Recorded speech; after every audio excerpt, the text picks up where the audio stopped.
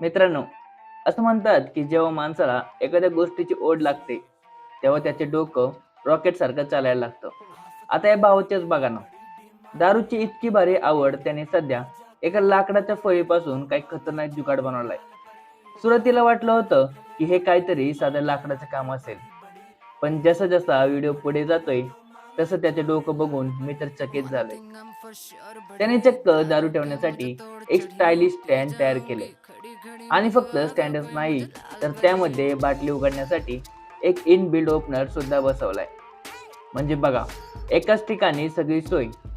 साध्या लाकडाला इतका प्रीमियम लुक दिलाय, की जणू काही हे एखाद्या महागड्या फर्निचर शोरूम मधनं आणले. या माणसाची कला आणि त्याचे दारू प्रेम दोन्ही मानलं पाहिजे. हे बनवण्यामागची मेहनत आणि ती फिनिशिंग खरंच बघण्यासारखी आहे. हा जुगाड पाहून आता पार्ट्यांमध्ये ओपनर शोधायची कटकटच मिटून गेलेली आहे.